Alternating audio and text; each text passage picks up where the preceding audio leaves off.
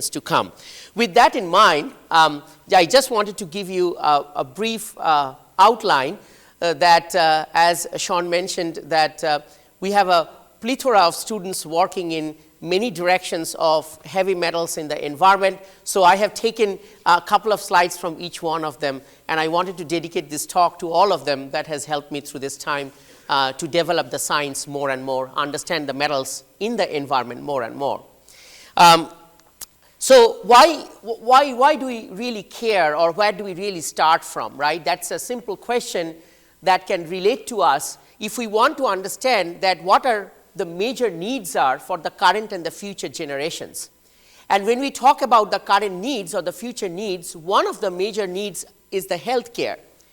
One of the science of under geosciences, I come from geoscience, is medical geology or geology and human health. A major part of human health is taken up by metals and metal pollutions in different environmental substrates.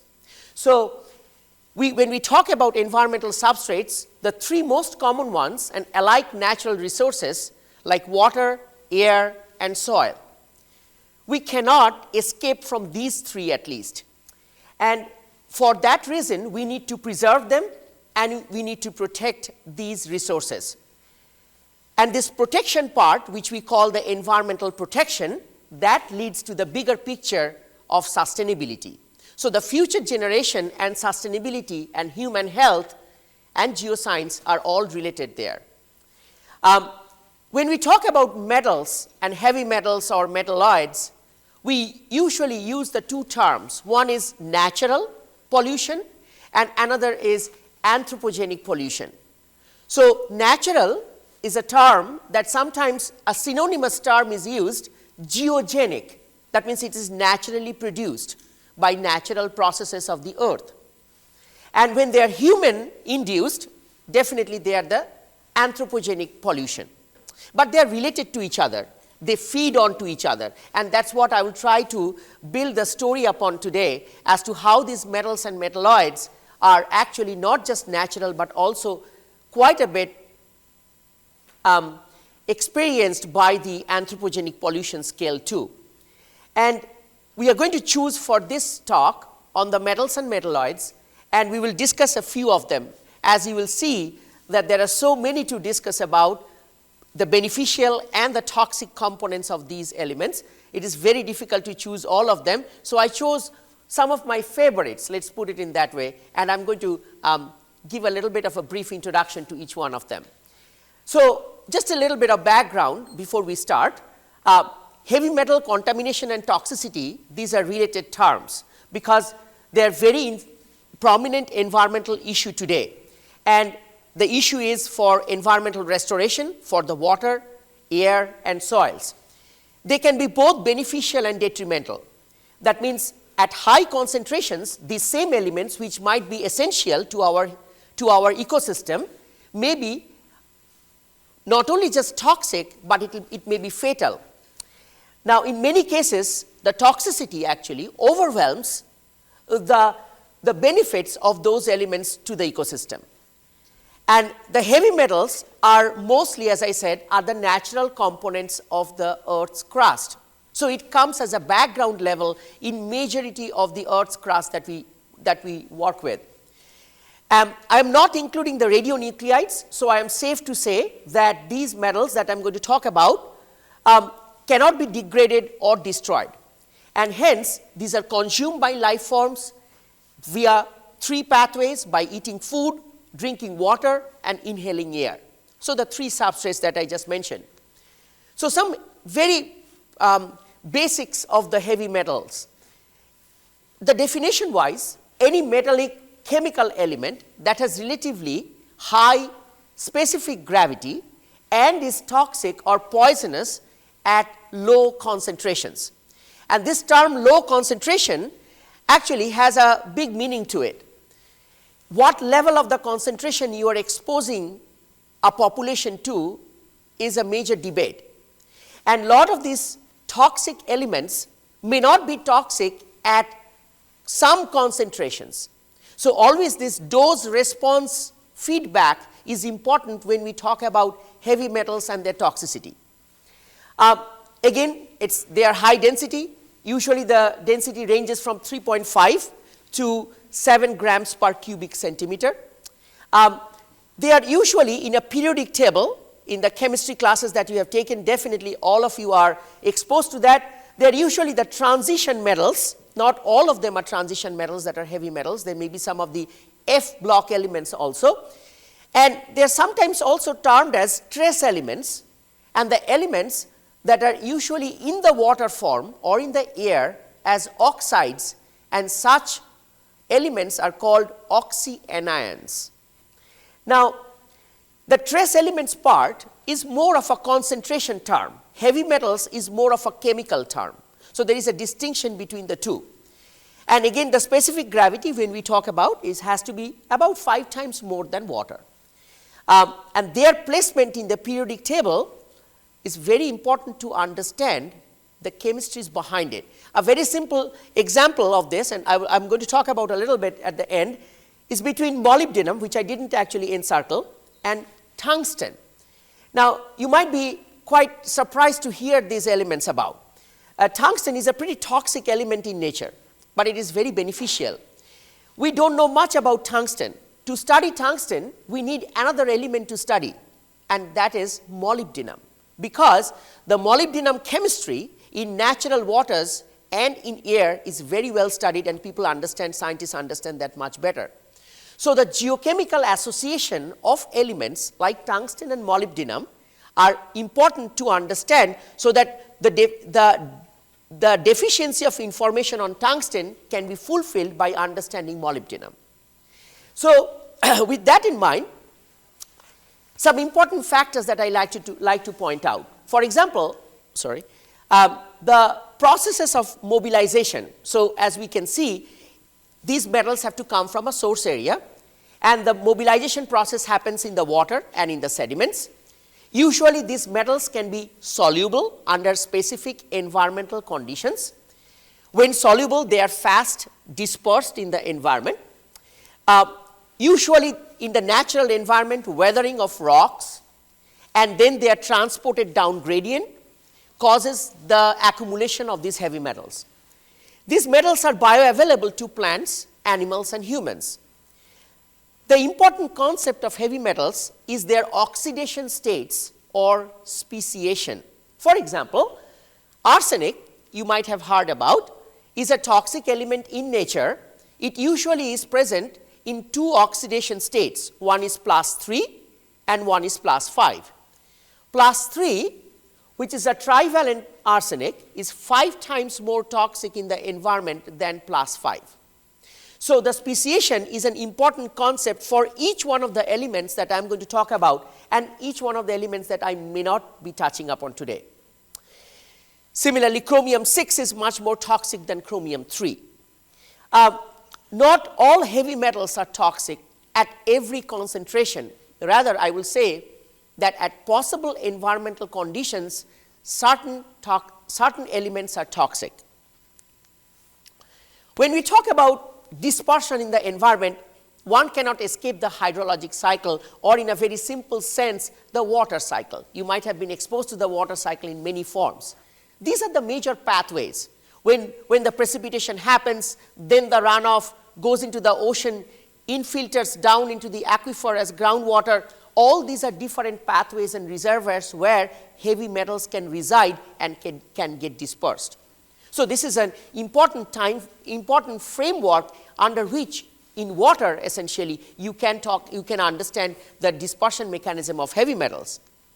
So when we talk about the transport processes of these metals, important path is the aquatic pathway in the water resources, from the soil, leaching from the soil down, vertically down, and then accumulating up the food chain. And the processes that leads to it are the process of adsorption and absorption onto the various substrates, soil, sediments, or water, or particulates, and solubility is an important factor over here for these metals. When we go a little bit more in depth into the transport process, I just wanted to give you a brief sense of how this happens in a closed environment like in your aquifer. down underground in where the groundwater resides. The transport process depends upon particles because the water has to percolate through the particles that are present there. So what we need are different pores, the different sizes of the pores. The arrows indicate that a smaller pore size is a smaller velocity of the water with the plume of the contaminant, and a much more dilated pore will have a much higher velocity of the contaminant along with the contaminant essentially. Now, when we have a single pore but much more dilation, then the central part of the pore will have the maximum velocity, while towards the grain boundaries, because of the friction, the velocity will be less. And again, water in a system, in an aquifer, groundwater usually progrades in a sinusoidal pathway because it tries to find the pore spaces which are connected, and hence it is not a linear pathway. Now, when we actually transfer a solute, meaning in this case the metal, we may do that in an advective process of transport, that means the body itself moves, or when we look at the actual transport process of the contaminant, this metal, it might actually spread for a distance. Okay? So T is the time through which that metal has prograded. Now, as I said before, that along the particles, this is the water pathway or the parcel through which the water with the contaminant will move. A little more into it, because this is somewhat necessary to understand this kind of a differentiation here. On the left, what I'm showing is a distribution of a very important component of the aquifer property is called the hydraulic conductivity. Now, when the hydraulic conductivity is high, the mass will proceed in a much higher distance. This is the x-axis. So basically, a contaminant with the water will move farther distance in the layer where hydraulic conductivity is higher, and lower it will move a much smaller distance on the x-axis when the hydraulic conductivity will be lower. So essentially, the guidance by which a concentration of a contaminant, in this case a metal, will move through the aquifer will depend upon the aquifer characteristic. There are 4 modes of movement of contaminants, very basic way, and those 4 movements are: one is advection, where the contaminant itself moves in an x direction, like as I said. When dispersion is added to it, it just disperses a little bit more on the x-axis, as you can see. Maybe it may not reach that much of a concentration, but it might disperse into both the directions. While adsorption is added to it, it slows down, hence the movement is much less, or the x distance is much less, but it might have a higher concentration.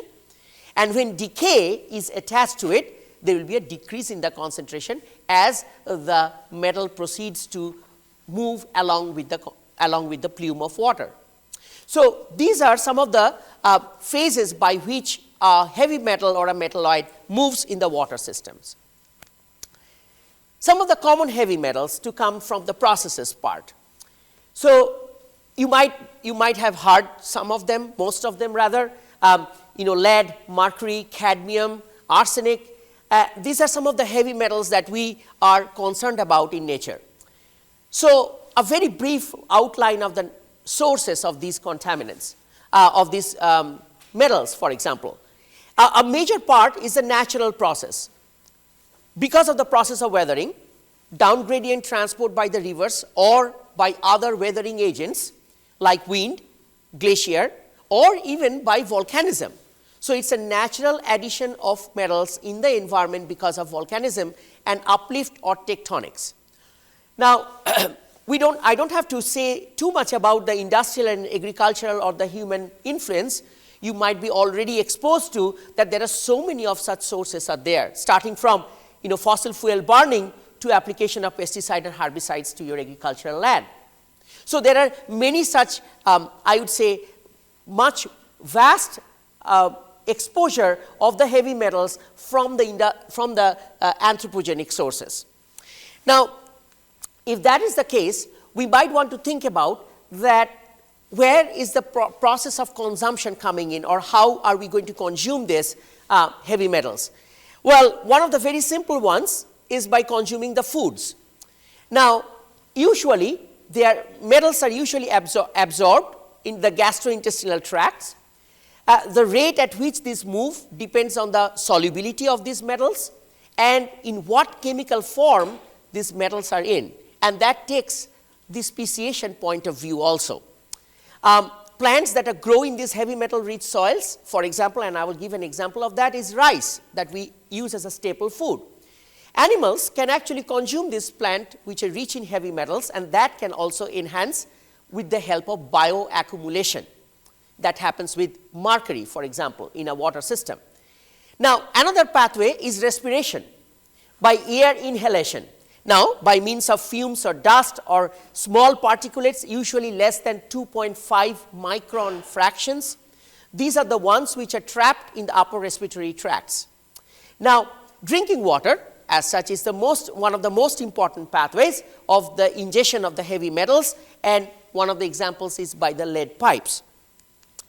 So, the toxicity, if you want to little bit more clarify, inside the organism rather, mostly they are associated with the biochemical mode of action, and by means of that what I mean is by inhibiting a plethora of the enzymes that are actually being affected. Now, what you happen is that you deactivate the enzyme and by that they stop or alter some of the major metabolic processes.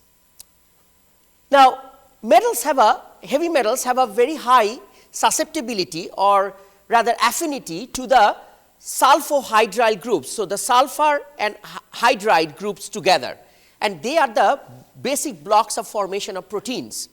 So, protein bound metals are very common within the animal tissues, for example. But again, as I said, toxicity or formation of the sulfohydryl groups will depend upon the speciation. Most of the insoluble substances within the body may pass through the body without any harm. Now, so most of the toxic ones have to be soluble. Some are in the form of organic compounds. For example, mercury in the form of methyl mercury. It's an organic bound. They are attached to the metal, the organic molecules.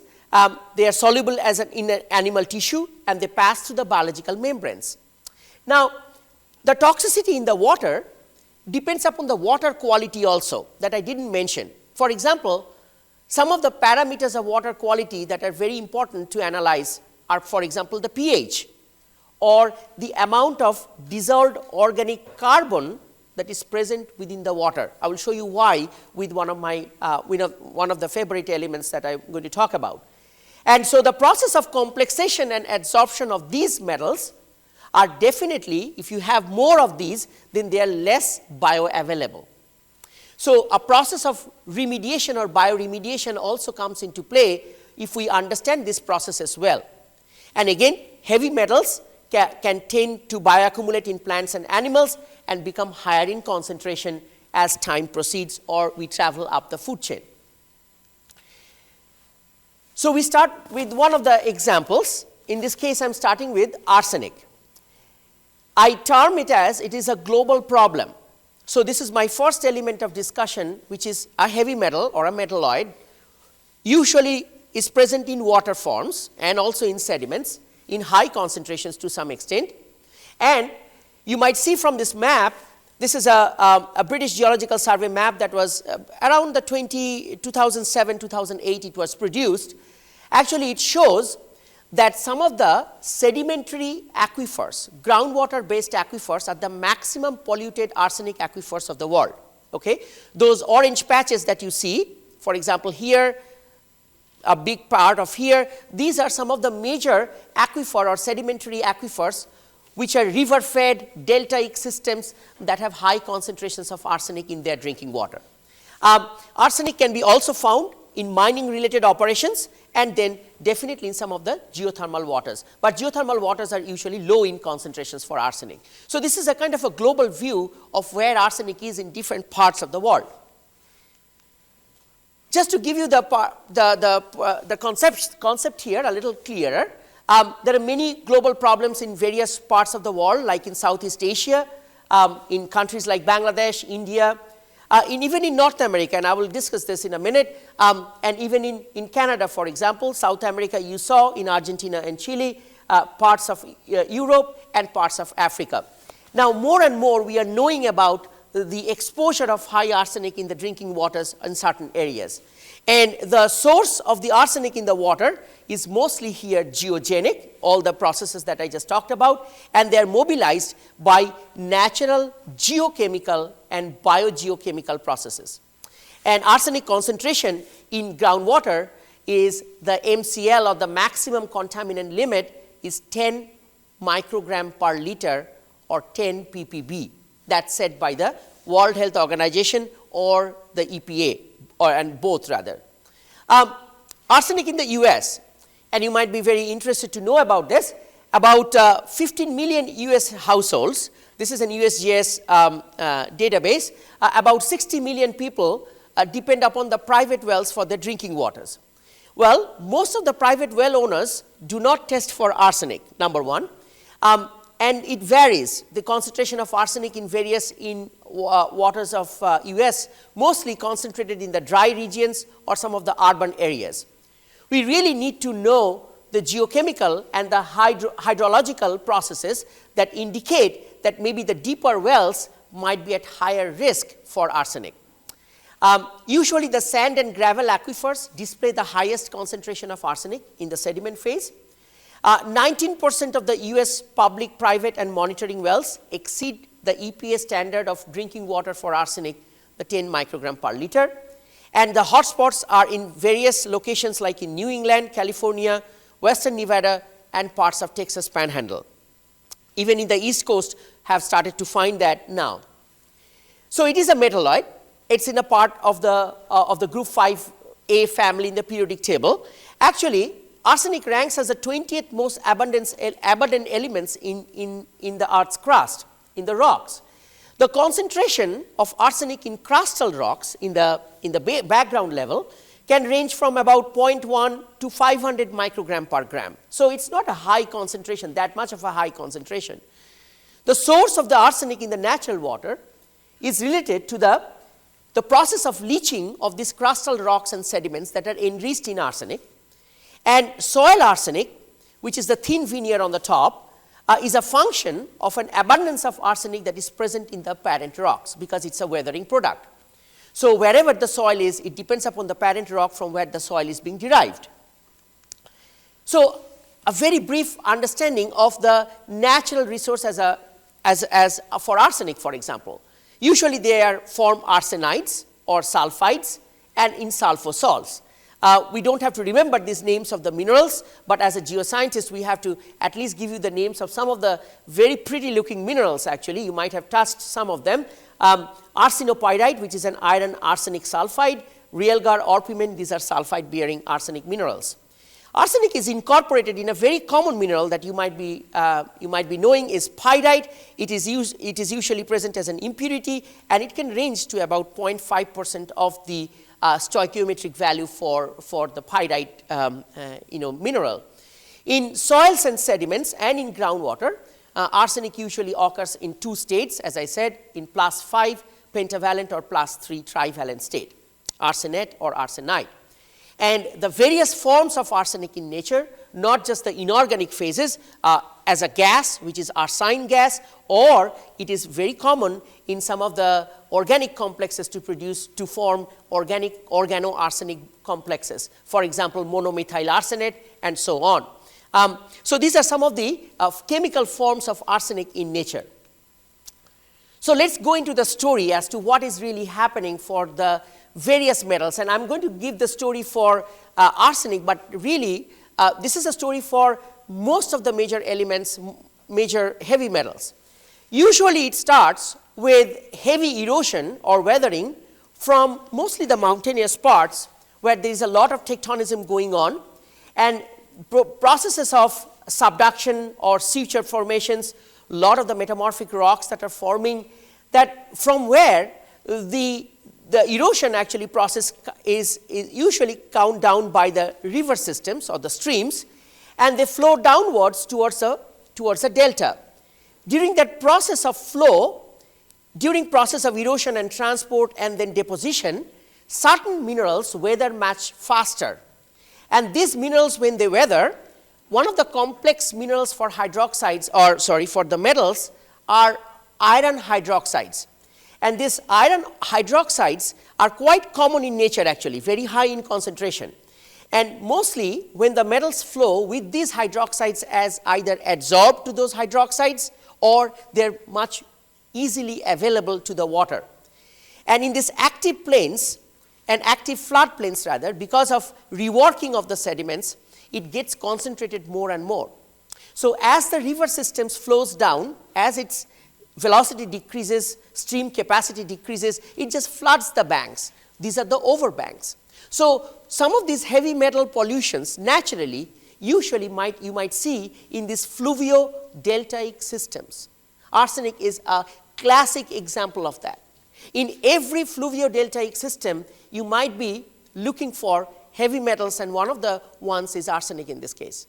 And you might find that. And it actually, because the process is quite common, it depends upon the source rocks, no doubt about it, but most of the source rocks usually have common minerals that can have or release arsenic in its transport system. So it is not just the source, but also at the same time, the important theme here is how these are leached out from the sediments or the rocks, mostly in this case rocks that are degrading down to the sediments.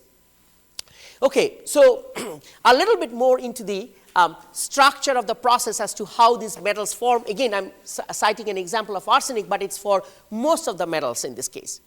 What happens when a river system, actually when groundwater comes in very close association with the rivers, it actually disposes of the water into the, or it can be both ways, into the river, or the river water can infiltrate into the groundwater, into the aquifer. This transect process, usually there are what we call these barriers, and these barriers are natural reactive barriers where maximum of these metals are mobilized in a much higher rate than anywhere else. So you need a right cocktail picture to make them mobilize. It has to come down from a source, it has to be reworked quite a bit, it needs a barrier to stop the flow, and then it will just concentrate back into the aquifer. So these are like stepwise processes that you have to follow to understand how these are actually getting accentuated. One of the ways to do that, and one of the important things, is the seasonal variability in the water systems for these metals or metalloids. It actually varies quite a bit. So you have a lot of information that you have to gather, how frequent the rainfall is happening there, how frequent or how much is the rate of the evaporation there. So this classic interface of the hydrologic cycle that I just mentioned in earlier part of the talk is actually very important to understand how these metals mobilize, goes into a well, you pump the well, and you get a contaminated water. Okay, so with that in mind, the chemical occurrence of arsenic in this case, a little bit more, is that we usually need a microbial mediation there. Without the microbes, nothing gets really released quite fast. So the very classic way of defining this as we have dissolved organic matter, it releases electrons, and because of the release of electrons in the presence of bacteria or organisms, it releases the metals from the substrates, and the free arsenic goes into the water. So, and this is for arsenic, but this is for most of the metals that we know of. There are a plethora of publications that are being made in the last few years. If you go into the Science Citation Index, I think if you type in arsenic, you might just get an overload of almost like 40,000 publications in the last 5 to 10 years only. So it's a huge information that is there for us to understand. Why is arsenic so important? Very quickly, it's because of its health impact. It causes the skin cancer, hypo and hyperpigmentation, also the roughness of the skin, which is keratosis, tantamounts to squamous cell carcinoma, but then again, internally it's linked to many cancers in the different organs like liver, lung, or even bladder. There are some non-cancerous effects also, like vascular diseases or even diabetes is linked to that.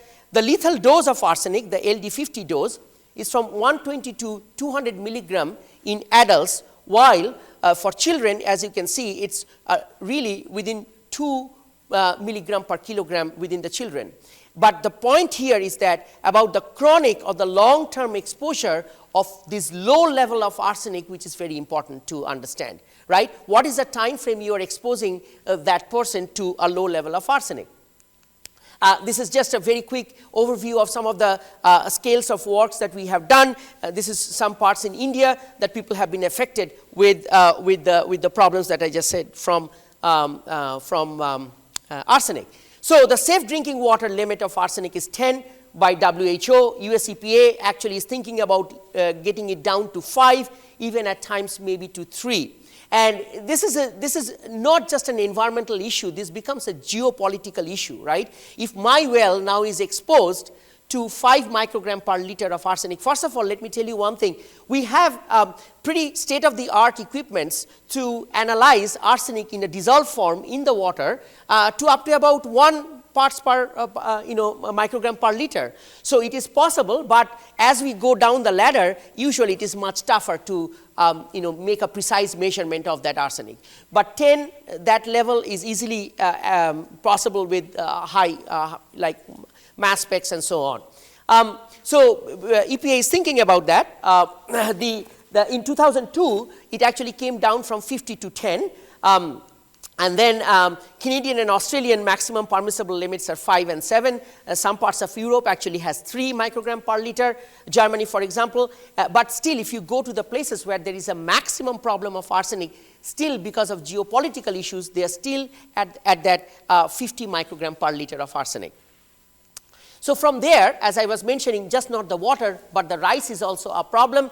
Rice is grown in flooded fields. This flooding water is essentially high in arsenic too, because these are irrigated waters. So it's like a double whammy, because you are really not only just you are getting it from the water, but the water that you are using to irrigate the land is going into the plants, or rather the plant is uptaking that water. So it has both pathways. Definitely we know about pesticides and herbicides that contain arsenic that are applied to the fields. Different drugs are being given to the livestock, and some soils and waters naturally contain high arsenic, and certain rice varieties usually uptake more arsenic than the others. Arsenic is uptaken by phosphates and silicon transporters. So when we look for arsenic, we look for silicon and phosphate transporters to understand the mechanism of how arsenic is uptaken by these plants. Arsenic is absorbed by rice, and you might have heard that in the very recent literature by FDA, they have been actually regulating a lot of the food grains that we are eating. In this case, rice and food products like rice products are showing high concentrations of arsenic in it. Now, this is still very debatable, and I wouldn't say it's a controversial, but it was controversial at some point if you go back 5 years. But more and more research is coming up as to say that, what is the proportion of arsenic? We know about water, but what is the proportion of arsenic in rice that is safe or which is unsafe? Again, I would say that rather than going into a pinpoint level, I think it is safe to say that if you're interested in that, you might be able to understand that why some of the rice. We have done a lot of work recently on different types of rice, like brown rice versus white rice, husks of rice versus the grain of the rice, and there are different ways the arsenic gets accumulated in these parts. So a lot of work needs to be done. Just to show you the brief idea that some of the natural, you might know the cereals that are getting exposed to arsenic also. There was a current, just a week back, they were showing that in California, some of the cheap wines are having high concentrations of arsenic because of it comes in the water, and actually it's some of the herbicides they're using, some of the plants are taking up more arsenic than the others, and that's where the wine is produced from. So there is a lot to understand. Another element, just to give a very brief overview, is tungsten. And you might have heard a little bit more about arsenic before, but tungsten is coming into the picture a little bit more, because tungsten is very poorly understood. In the last decade, there has been very minimum tungsten research. Okay, you might think about why is this element even in nature? I mean, this is a strategic metal, but in the past, the environmental and toxicology research is rather inaccurate, rather incomplete, and also non-existent. Actually, EPA before used to think that tungsten is inert. and non-toxic. And it was actually used instead of lead, which you might know more about. That lead bullets were substituted by tungsten alloys. So there was quite a bit of use for tungsten, and I will tell you why. But tungsten was linked to leukemia. I will give the story in a minute, but because tungsten is naturally occurring in the environment, because of its high melting point, high density, and high conductivity, it is used as a strategic metal. It is used in national defense, aerospace, and energy industries. Natural waters, which are enriched in tungsten, usually occurs at the geothermal waters, which are high temperature. Waters that are interacting with the tungsten ore deposits, and some of the alkaline lakes. These are very interesting lakes actually. We just visited with our students last semester near Fallon, Nevada, and I will give you the story in a minute, but there are many alkaline lakes that have high concentrations of tungsten in it. Because tungsten loves sulfur or sulfides, and they bound to sulfides very well, and it gets soluble. Some of the anthropogenic sources of tungsten are in the shooting ranges or military bases, industrial effluents, mining, and processing effluents too. There are no regulation as such for tungsten, except there is only some occupational regulations only. In the hydrosphere, tungsten occurs have multiple oxidation states, but the most important one is the +6 state, and it occurs as an oxyanion, and it's called the tungstate oxyanion. Okay, so it's a very soluble form. Usually it occurs in an oxic water. Because of its complex speciation process, it affects its biogeochemical cycling in the nature. Tungsten is relatively highly soluble in the low redox potential range, and similarly it has a common affinity to molybdenum, as I was talking about. Tungsten possesses an affinity to iron oxides and hydroxides, as like arsenic I just mentioned about, and they have a significant positive correlation with amounts of dissolved iron that is in the water. So they are iron lovers. But tungsten can undergo a sulfide reaction process in high sulfide rich waters, right? And it can form the thiotungstate complexes. These are highly soluble anions in the water. So the thiotungstate complexes among all the ions, like even more than tungstate, are usually effectively soluble and produces a high concentration in the water. So the tungsten mobilization process, I just developed a little chart to understand. It comes as a metal, it becomes oxidized, it becomes WO3 for example. It deposits in the sediment, possibly from the air particulates. These particulates are exposed to the surface sediments. The WO3 then dissolves in the presence of water. It slowly releases the tungstate, the tungstate from the following reaction. And when this reaction is proceeding, it can go into 3 different ways. Usually they can form a polycomplex, that means it's a much more longer chain tungsten complexes, okay? Or the tungstates or these tungstate ions can get adsorbed onto those iron oxides in the sediments, and it can differ and it can vary with depth. Or it can form a mixed pathway where the tungstate ions are somewhat, it's like both ways, it sorbs onto the sediment particles, or it can leave while the polycomplexes becomes highly mobile in an exchangeable phase. Exchangeable phase means when you dissolve the sediment with water just, the polycomplexes can come out of it. So they are much more highly available to the nature. Okay, health implications. Childhood leukemia was attached to or was linked to this, in clusters. These are called the clusters here. The debate still continues though, because a tungsten linked to leukemia, their studies have shown that there are adverse effects, tumor formation, DNA damage, and other cardiovascular diseases. Now, and the couple of the places I just wanted to point out, Fallon, Nevada, where we are working, Sierra Vista, Arizona, Elk Grove, California. You might be thinking about Wellington, Kansas, it's just close by.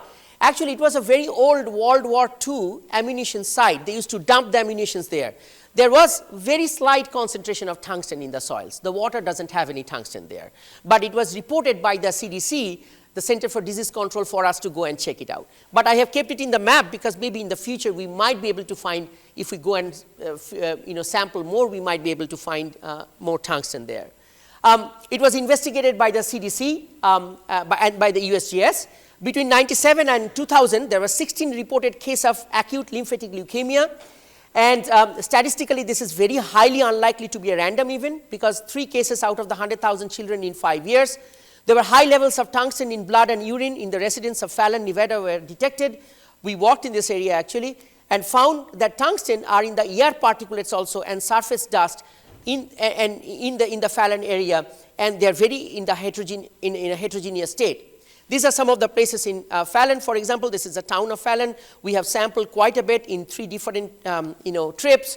We are also sampling some of the lakes, the natural lakes that has high evaporites and also sulfides, and they have high tungsten in them too. Now, this is a classic area where there is a natural and anthropogenic both together. Well, I'm not supposed to say that, but I'm still saying it because this is a tungsten ore or smeltering plant nearby. Okay, there is a big lawsuit going on right now because of with this company and others like scientists, not us, but so basically a lot of scientists think that the anthropogenic part is coming from the smelter plant nearby in Fallon.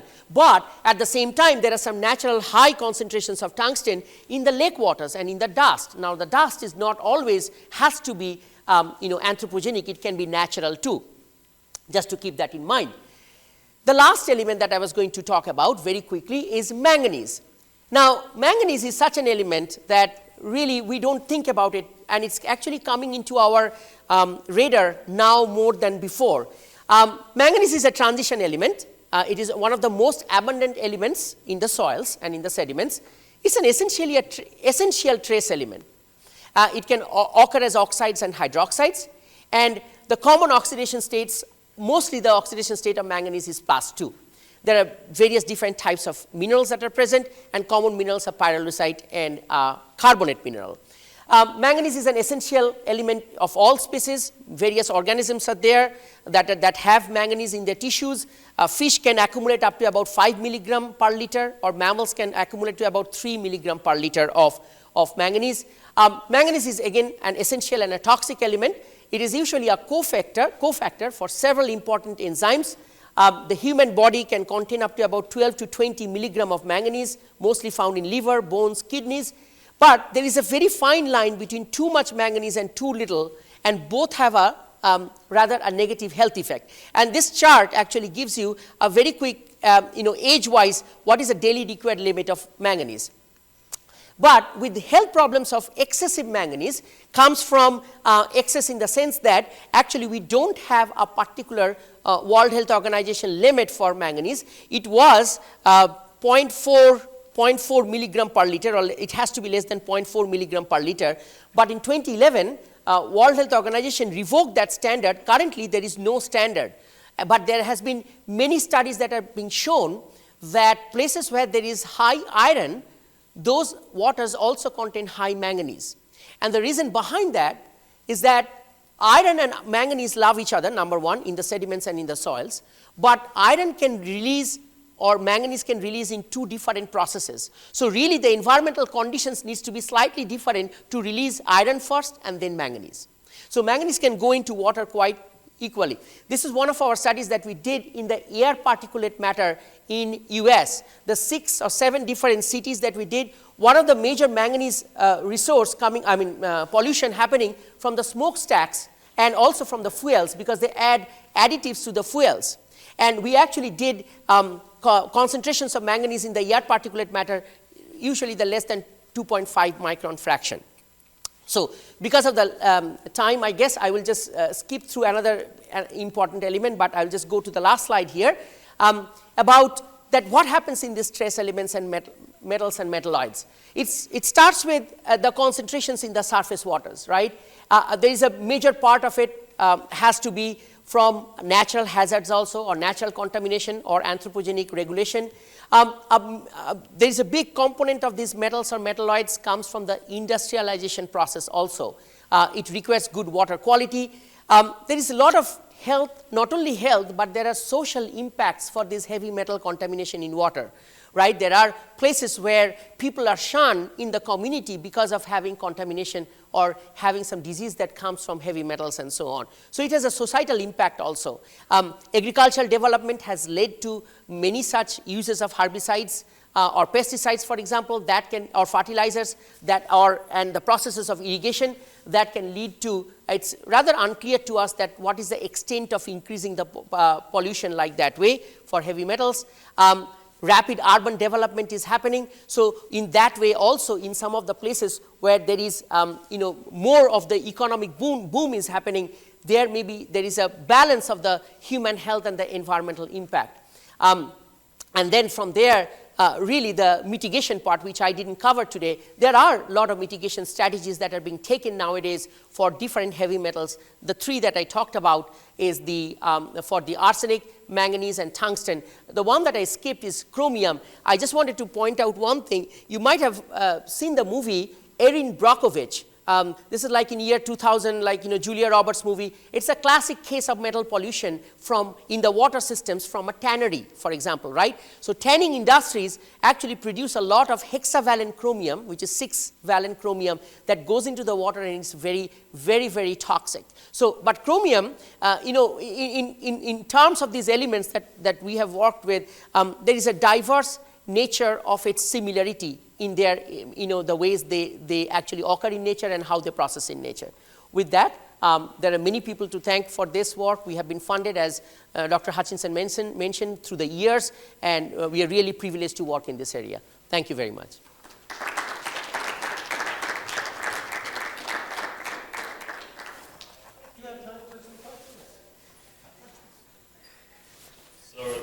Techniques that are being used to try and remove some of these heavy metals from the environment? Yeah, so great question. So for example, first of all, we need to know that what substrate those heavy metals are in. For example, if it is soil sediments versus water, water remediation or water filtration systems has been much more mechanized nowadays.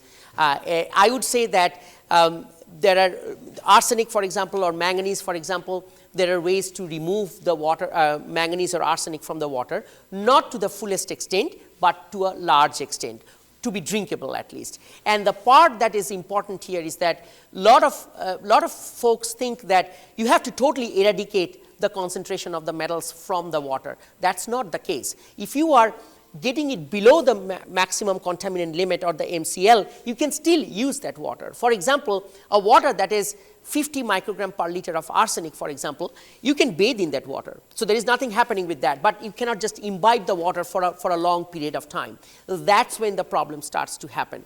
So the classic example of kind of understanding these concepts together as how these metals actually behave, or how they behave in nature, how they are remaining in the substrate, helps us to define some of the regulations for remediation strategies too. A big remediation strategy is bioremediation. I was just mentioning about, like, for example, with the help of microbes, like the way you are using the microbes to understand how they release the metal into the water from the sediments. On the other hand, you can do just the other approach of saying that how the microbes can actually help in absorbing some of the metals more, that they will never release them from the substrate. So these processes, yes, there are many such actions that are going on. For all the metals that I talked about, there are certain remediation strategies, but again, one of the biggest concern environmentally for remediation strategy is the sludge, is the material that you are discarding off, where to discard that off, right? Whether you are doing it in a landfill versus you are throwing it back in your backyard, those things can really complicate the situation.